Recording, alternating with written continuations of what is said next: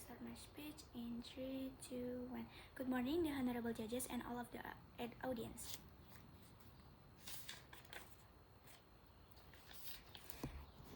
In post-conflict states such as countries recovering from civil war, regime change, or colonialism, this house believes that history textbooks should focus more on teaching bottom-up historiography rather than top-down historiography.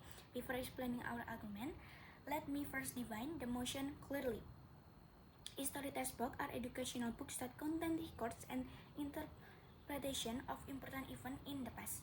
Meanwhile, top-down historiography is a method of writing history that mainly focuses on political elites, rules, military leaders, or famous national figures. In contrast, bottom-up historiography focuses on the experience, struggles, and contribution of ordinary people, marginalized communities, workers, women, and lower social groups who are often ignored in official historical narrative. Our team believes that in post-conflict society, history education should prioritize bottom-up historiography because it creates a more inclusive understanding of the past, encourage critical thinking, and support long-term social reconciliation. We are not saying that great leaders should disappear entirely from textbook. However, we argue that history should no longer resolve only around elites while ignoring the people who actually experience the consequence of conflict and political decision.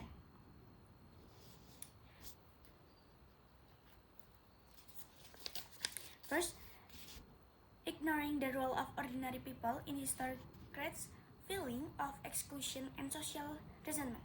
In many post-conflict states, society are already divided because certain groups feel oppressed, silenced, or erased from national narrative. When textbooks only celebrate political leaders or military heroes, communities that suffered during conflict may feel that their pain and sacrifice are unrecognized. This can worsen distrust toward the government and deepen social division. Bottom-up historiography helps solve this problem because it acknowledges the experience of all levels of society. It validates the role of farmers, laborers, women, indigenous groups, and civilians who survive violence and contribute to rebuilding the nation. By recognizing these voices, history becomes more inclusive and representative. Inclusivity is important because long-term peace cannot exist if only elite perspectives are remembered while ordinary citizens are forgotten. In other words, teaching history from below helps societies heal honestly rather than simply glorifying those in power. Second, top-down historiography often trains students only to memorize names, dates, data, and political events instead of understanding deeper social dynamic. In traditional history education frequently reduces history into stories of great men who changed the nation through heroic action.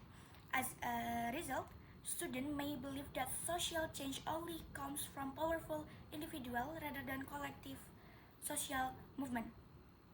Bottom-up historiography encourages critical thinking because students learn to analyze how economic inequality, social discrimination, public resistance, and community solidarity shape historical events. They begin to understand patterns within society rather than blindly accepting official state narrative. This is extremely important in post-conflict countries where political manipulation and identity politics are still common. A society that only memorizes heroic figures is easier to manipulate through propaganda and emotional nationalism. Meanwhile, a society trained to analyze social structure critical is more capable of preventing the repetition of past conflict. For example, if students only learn about independence through the action of political elites, they may ignore the role of ordinary citizens who organize protests, protect the communities, distributed food, or revisited colonial powers at the local level. Bottom-up historiography reminds students that history is not created by a few extraordinary individuals alone, but also by the collective action of society. Third, bottom-up historiography creates a more multi-dimensional and balanced understanding of history according to Indonesian historian Sartono Kartodirjo. History should not only focus on political events and elite decision-making, but must also examine sociological, economic, and cultural dimensions within society. This perspective is especially important in post-conflict states because conflict rarely happens solely because of individual leaders. Many conflicts emerge from deeper social problems such as poverty, inequality, ethnic discrimination, exploitation, and political marginalization. If textbook only explain history from the perspective of government or rules, students may fail to understand the real roots of conflict. They may only see one official truth rather than the complexity of reality. Bottom-up historiography allows students to explore multiple perspectives and understand how historical events affected different groups differently. This creates empathy and prevent the dangerous assumption that one side is always completely right while the other is entirely wrong. Furthermore, post-conflict society need reconciliation, not blind hero worship. Overly glorifying elites can create fragile nationalism based on personality, cults, and selective memory. When one political narrative dominates education, alternative experiences are silenced, and future generations inherit incomplete version of history. This weakens democracy because democracy requires citizens who are capable of questioning power critical. Bottom-up historiography does not weaken national unity, instead it strengthens it by building harness and trust. Citizens are more likely to unite when they feel their stories matter. Nation becomes stable not because uncomfortable truths are hidden, but because societies are brave enough to confront them openly and learn from them collectively. Honorable adjudicators, in conclusion, we firmly believe that history belongs collectively to the people, not merely as the diary of elites.